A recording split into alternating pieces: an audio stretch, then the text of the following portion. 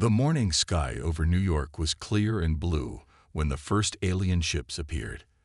They came without warning, massive dark shapes that blocked out the sun. Within minutes, similar ships appeared over every major city on Earth. The world stopped and watched, wondering if this was humanity's first contact with alien life. Sarah Chen, a radar operator at Beijing's Air Defense Command, was the first to notice something wasn't right. The alien ships were moving into attack positions, the same patterns she had studied in military training. But before she could sound the alarm, the Xeraxian fleet opened fire. Golden beams of energy struck buildings in New York, London, Tokyo, and dozens of other cities. Panic erupted in the streets as people ran for shelter. Emergency services were overwhelmed. World leaders rushed to secure bunkers, trying to coordinate a response to an attack no one had expected. But the aliens had made their first mistake. They thought Earth was a primitive planet, barely able to defend itself. They expected an easy victory. They were wrong. In Beijing, Sarah remembered the experimental rail guns her unit had been testing. These weapons used electromagnetic forces to fire projectiles at incredible speeds. They weren't fully operational yet, but they were Earth's best chance. She quickly contacted her commanding officer, Colonel Liu. "Sir, the rail guns might work," she said, her voice steady despite the chaos around her. "Their ship's energy shields are designed to stop energy weapons, but our rail guns fire solid metal projectiles." Colonel Liu understood immediately. While alien ships continued their assault on Beijing, he ordered his teams to prepare the rail guns. They had 3 prototypes, hidden in bunkers outside the city. It would take 20 minutes to power them up, if they survived that long. The aliens continued their attack, growing more confident with each passing minute. Their ships moved lower, their energy weapons destroying building after building. They didn't notice the rail guns being activated. They didn't consider that humans might have weapons they hadn't detected. 19 minutes after the attack began, Sarah's calculations were ready. The rail guns were charged. Colonel Liu gave the order to fire. The first shot missed. The second shot clipped an alien ship's wing, sending it spinning. But the third shot hit perfectly. It struck the lead ship's engine, punching through the shield like it wasn't there. The massive ship exploded in a ball of blue fire, its debris raining down over the city's outskirts. For a moment, everything stopped. The remaining alien ships halted their attack. They had just lost a ship to a species they had dismissed as primitive. Confusion spread through their ranks. Taking advantage of their surprise, Colonel Liu ordered another volley. 2 more ships fell from the sky. The others retreated to a higher altitude, but it was too late. The truth was out. Earth could fight back. News of Beijing's success spread quickly. Other nations rushed to copy the railgun designs. The aliens had expected to find a helpless planet. Instead, they had awakened a sleeping giant.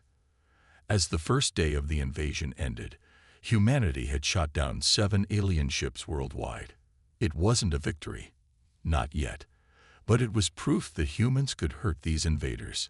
In military bases across the planet, soldiers and scientists studied the wreckage of the fallen ships, looking for more weaknesses to exploit. The aliens had started this war thinking Earth would be an easy conquest. By sunset of the first day, they were learning a painful lesson. Never underestimate humans when they fight for survival.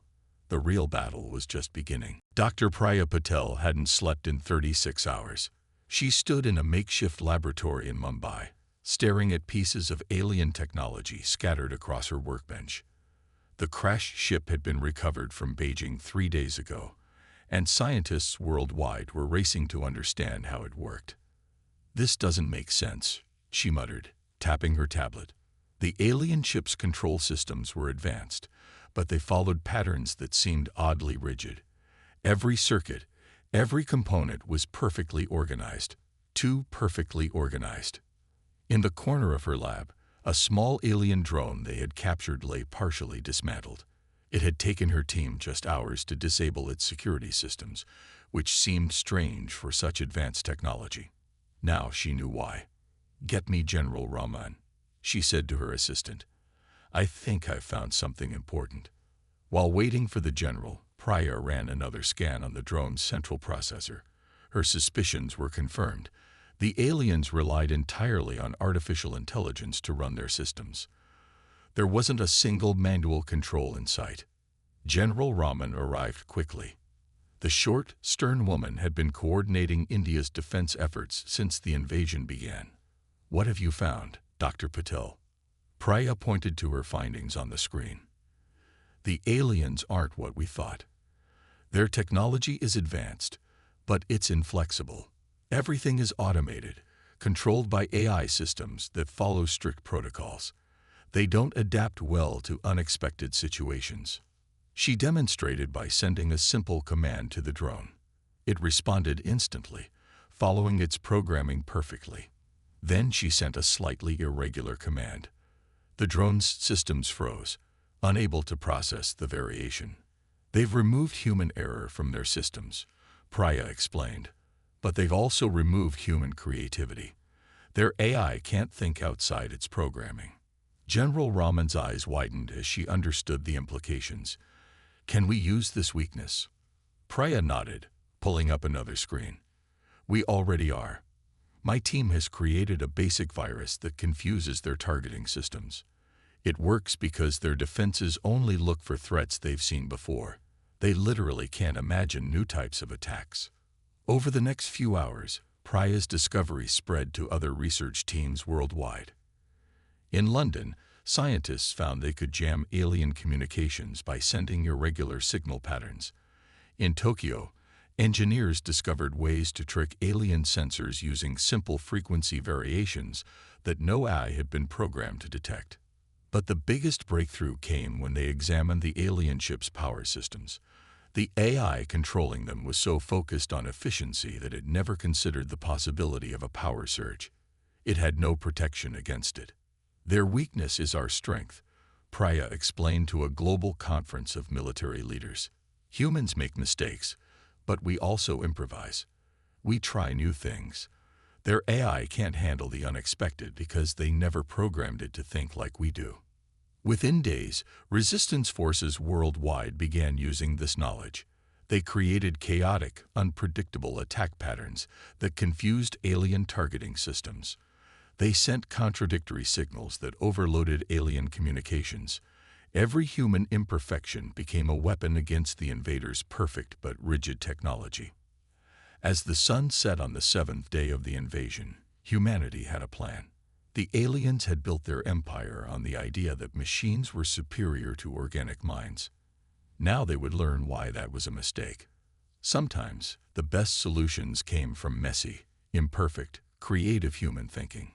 In her lab, Priya looked at the small drone, now reprogrammed to follow human commands. Tomorrow, they would begin mass-producing her virus. The aliens thought they were fighting a primitive species.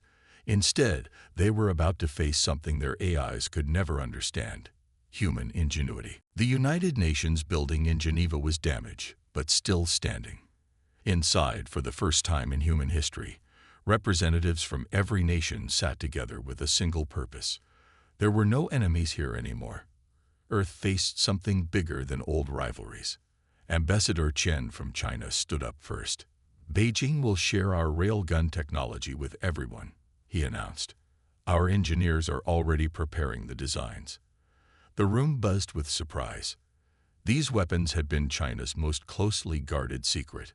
"The United States offers our cyber warfare systems," added General Martinez, pushing forward a thick folder, "including our latest AI countermeasures."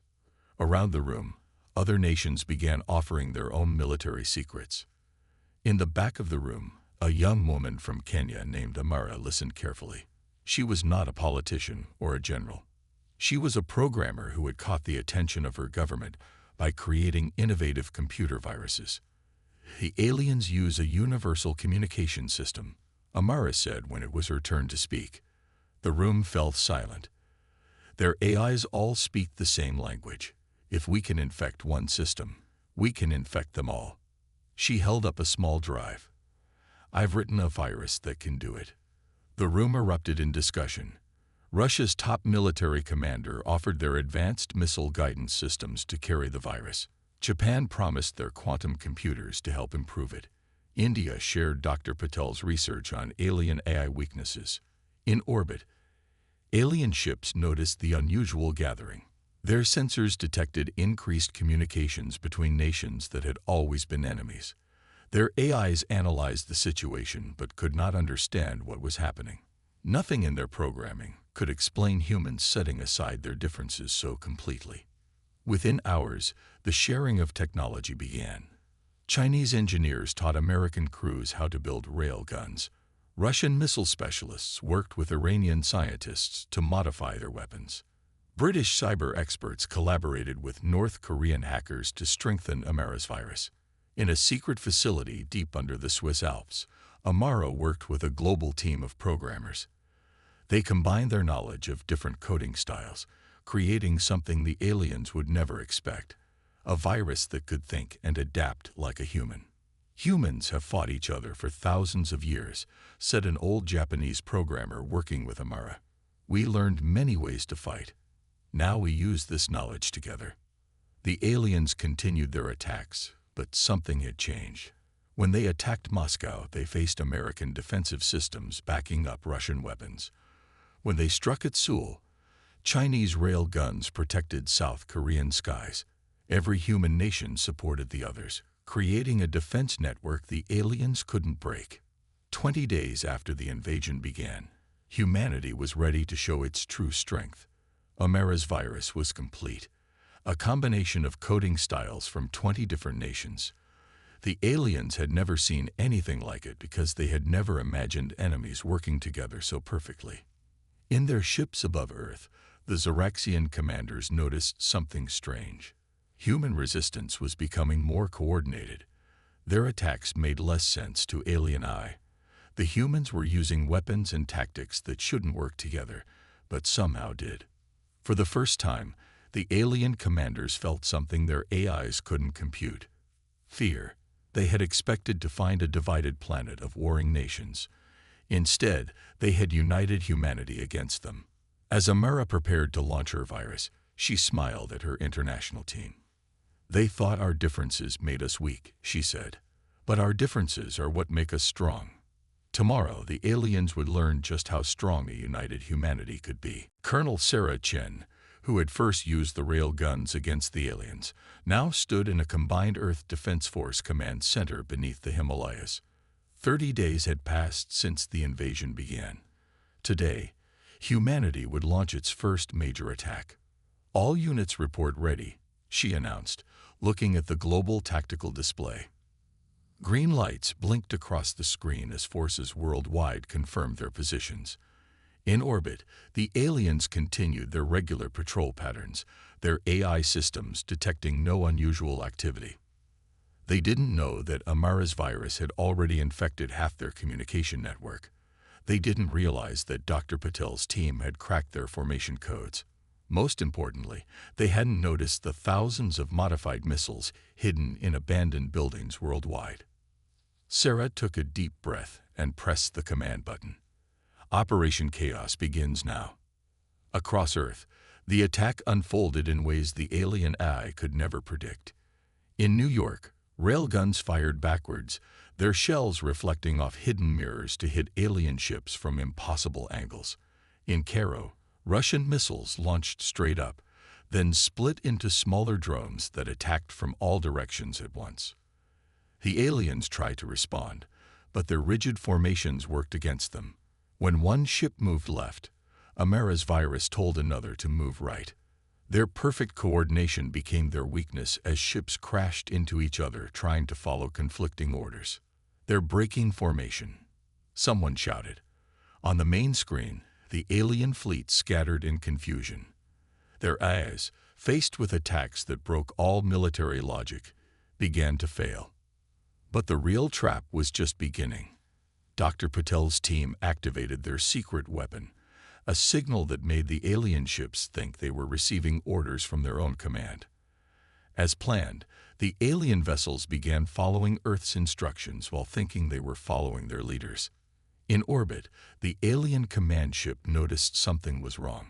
But by then, it was too late. Hundreds of small, primitive-looking satellites launched from Earth. The alien eye ignored them, categorizing them as debris. It was their final mistake.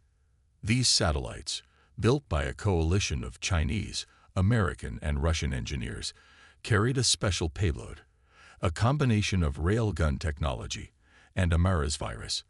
They activated simultaneously, creating a web of electromagnetic energy that trapped the alien command ship. "Target is locked," Sarah announced. "All units, execute final phase." Around the world, railguns fired their largest shells. Missiles launched from every continent. The alien command ship's AI tried to process the attack pattern, but there was no pattern. Each weapon followed its own random course, guided by human operators who improvised with every shot.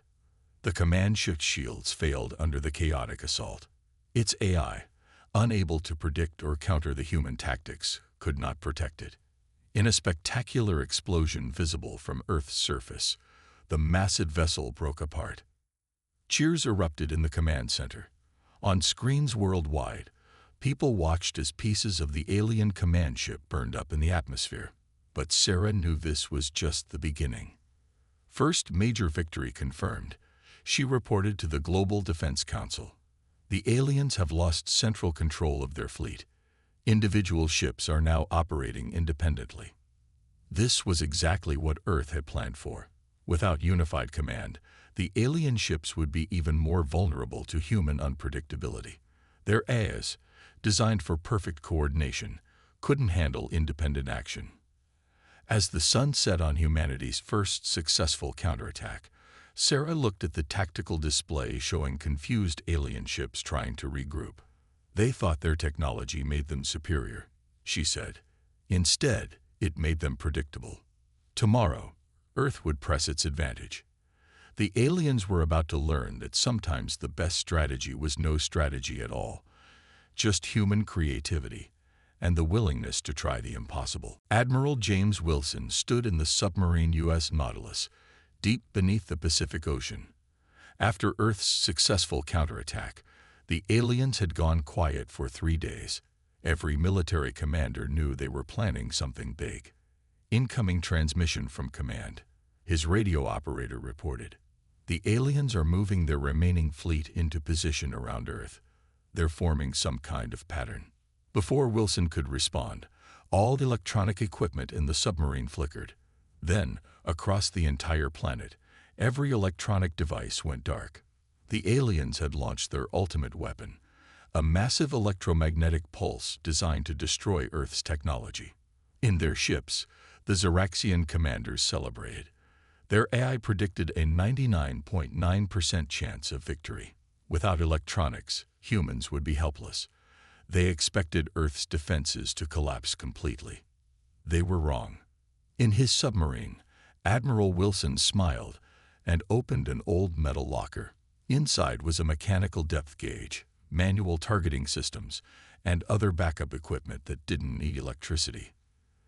"They think we never planned for losing power," he said. "Time to show them how wrong they are." Around the world, other military forces revealed similar surprises. In Russia, old diesel tanks rolled out of hidden bunkers. In Switzerland, mechanical anti-aircraft guns emerged from mountain hideouts. China activated a network of spring-powered railguns that used no electronics at all. High in the Andes Mountains, Maria Gonzalez cranked the handle of a manual radio transmitter. She was part of a global network of radio operators who had trained for exactly this scenario. Using these simple devices, Earth's forces could still communicate. "The aliens think they've won," she transmitted using Morse code. "They don't know about Plan Edison." This was the code name for humanity's response to an EMP attack, named after the inventor who created many non-electronic devices. Under the oceans, submarines like the Nautilus moved into attack positions. Their crews used mechanical calculators and paper charts to plot firing solutions. In the skies, pilots flew older aircraft that didn't rely on complex electronics. The aliens watched in confusion as their sensors detected movement from Earth's forces. Their AI systems couldn't understand how humans were still fighting without electronic technology. Nothing in their data suggested this was possible. Admiral Wilson gave the order to fire. Across Earth's oceans, submarines launched missiles powered by simple chemical reactions. In the mountains, mechanical artillery took aim at alien ships. Old radio sets coordinated the attack using codes that hadn't been used in decades. The aliens' AI systems, programmed to defend against advanced electronic weapons, had no protocols for dealing with these primitive attacks. Their shields, designed to stop energy weapons and digital signals, proved surprisingly vulnerable to simple physical projectiles.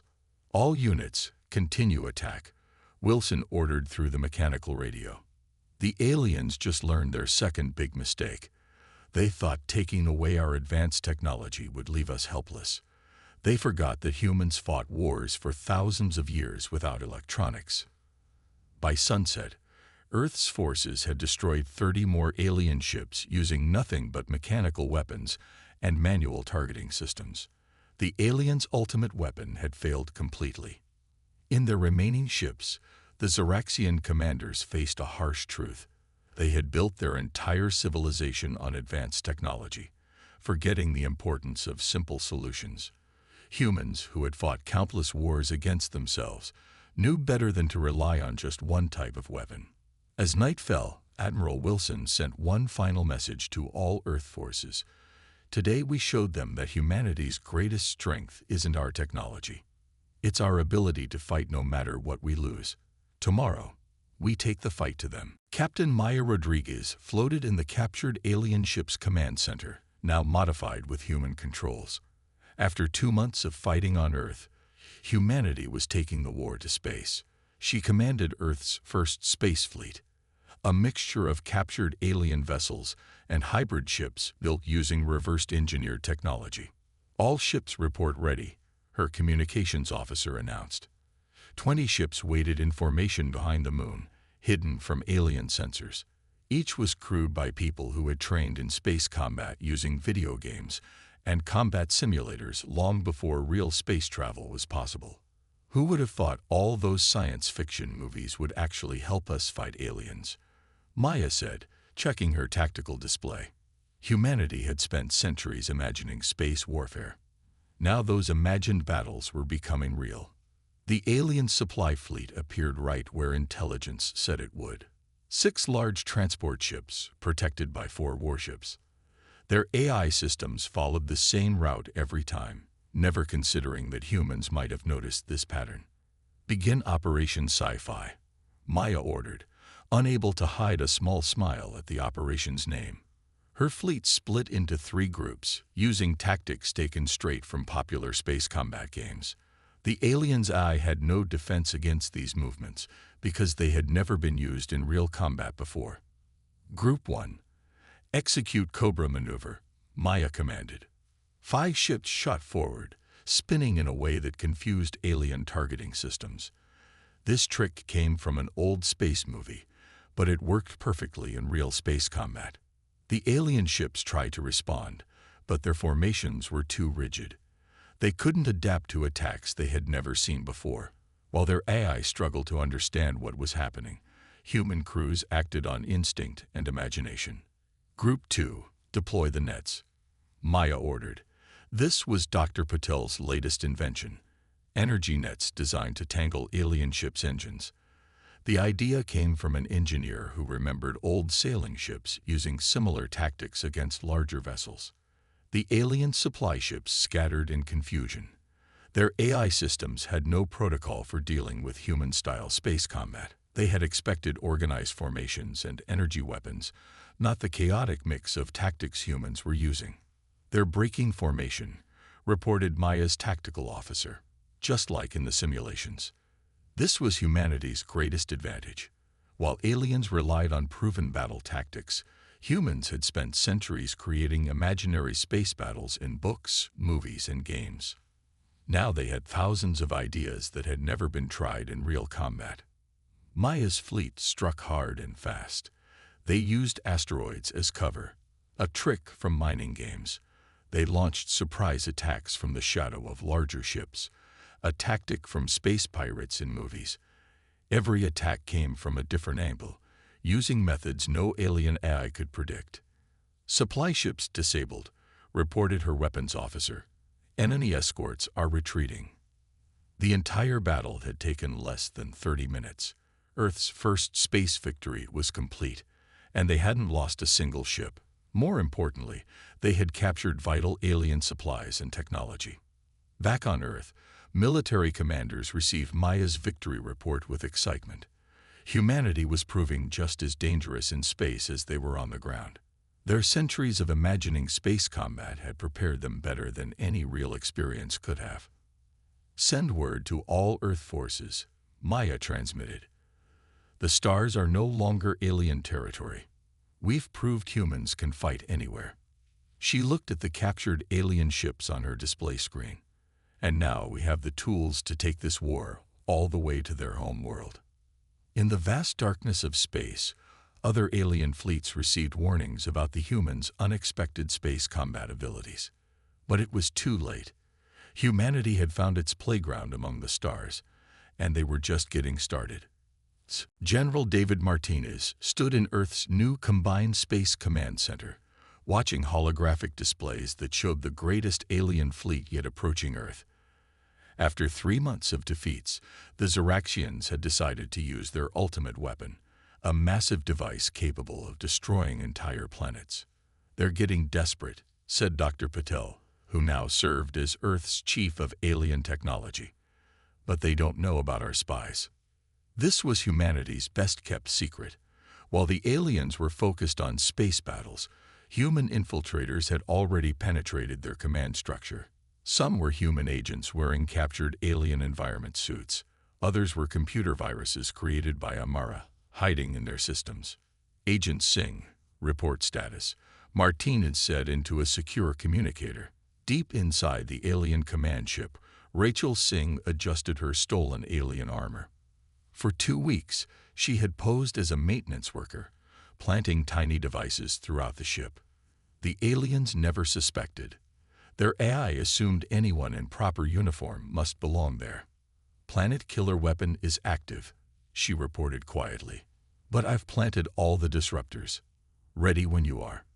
On Earth, Amara sat at her computer terminal, fingers moving quickly across the keyboard. "Viruses are in place," she reported, ready to split their fleet apart. The alien fleet entered firing range of Earth. Their massive planet killer weapon began powering up. In their command center, Zeraxian leaders were confident of victory. Their AI calculated a 100% chance of success. "Now," ordered Martinez. Across the alien fleet, chaos erupted. Amara's viruses activated, sending different orders to each ship. At the same time, Singh's disruptors turned on, interfering with the aliens' internal communications. Human ships detected. An alien commander shouted as Maya's space fleet appeared from behind Earth's moon. But these weren't the only ships. From behind Mars, a second human fleet emerged, led by Admiral Wilson. The alien fleet tried to maintain formation, but couldn't. Some ships received orders to advance, while others were told to retreat. Their perfect coordination collapsed into confusion. "Planet killer weapon at 90% power," reported Dr. Patel, watching the readings. Inside the alien command ship, Singh moved quietly toward the weapons control room.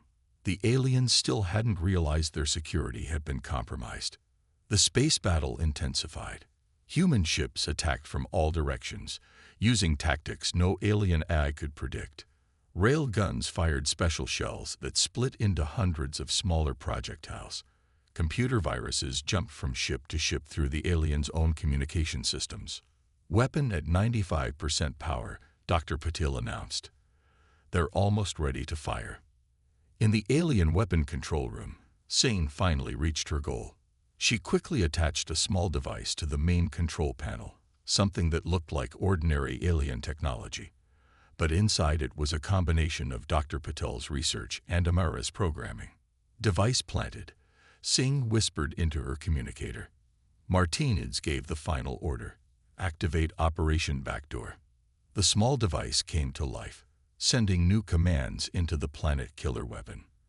At the same time, Amara's viruses took control of the alien command ship's computers. The weapon began to power down, its energy spreading harmlessly into space. "What's happening?" demanded the alien commander, watching his ultimate weapon fail. The answer came in all their computers, displayed in their own language. "Humanity sends its regards." Across the alien fleet, ships started losing power. Their AIs went offline. Their weapons stopped working.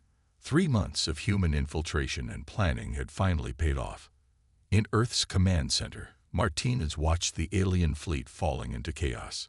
"Send the message," he ordered. "Tell their leaders they have one chance to surrender." The war wasn't over yet, but everyone knew this was the turning point. Humanity had beaten the aliens' greatest weapon, and now they were ready to take the fight to the alien homeworld itself. The Zaraxian homeworld's purple sky was filled with ships. Human vessels surrounded the planet, but they weren't firing. Instead, they waited as Earth's representatives entered the alien capital for the surrender ceremony. General Martinez led the human delegation, accompanied by the heroes who had helped win the war. Dr. Patel, whose understanding of alien technology had given Earth its first advantage. Amara, whose viruses had broken the alien computer networks. Captain Rodriguez, who had led the first space victories. "Strange to be walking on their world," Amara whispered, looking at the towering crystal buildings around them. Just 4 months ago, the aliens had thought Earth was an easy target. Now humans stood in their capital, dictating terms of surrender. Inside the grand meeting hall, the Zaraxian leaders waited. Their once mighty empire had crumbled in just 4 months, defeated by a species they had considered primitive. Their AI systems, which had guided their civilization for centuries, stood silent, shut down by Amara's final virus. "We expected you to destroy us," said the Zaraxian Supreme Commander, speaking through a translator. "Your victory was total. Why do you show mercy?" Martinez stepped forward. "Because that's another thing that makes humans different," he said. "We know when to stop fighting. We're not here to destroy you. We're here to make sure you never threaten Earth or any other world again." The terms of surrender were simple. The Zaraxians would dismantle their military AI systems. They would share their technology with Earth, and they would send a message to every space-faring race in the galaxy. Dr. Patil activated a holographic display, showing the new defense network humanity had built around Earth using captured alien technology. Satellites armed with rail guns protected their solar system. Hybrid ships patrolled the space lanes. Early warning systems watched for any approaching threats. "Earth is now a major galactic power," Martinez announced. "We will defend ourselves. We will protect our allies, and we will answer any threat to our peace." The Zaraxian leaders signed the surrender document, not electronically, but with ink on paper. Humans had insisted on this old method, remembering how their primitive backup systems had helped them win the war.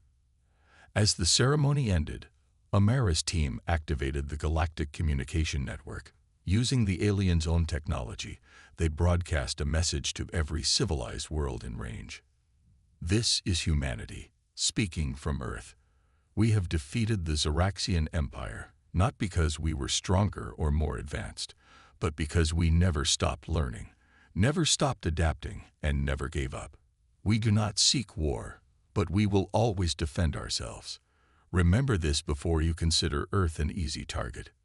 In orbit above the alien world, Captain Rodriguez watched the message being transmitted. "Do you think other aliens will try to attack Earth now?" she asked Admiral Wilson, who stood beside her. Wilson shook his head. "They'd be fools to try. The galaxy now knows what happens when you underestimate humans." Back on Earth, celebrations began as news of the surrender spread. But in military bases and research centers, work continued. Humanity had learned an important lesson. The galaxy was full of threats, and they needed to be ready. "The war is over," Martinez said as they left the alien capital. But humanity's journey to the stars is just beginning. In the years that followed, Earth would become known throughout the galaxy, not just for its military strength, but for its unique combination of determination, creativity, and mercy. Other alien races learned that humans could be powerful friends or dangerous enemies, and most chose friendship. The galaxy had changed forever, all because one alien empire had made a simple mistake. They thought numerical superiority and advanced technology guaranteed victory.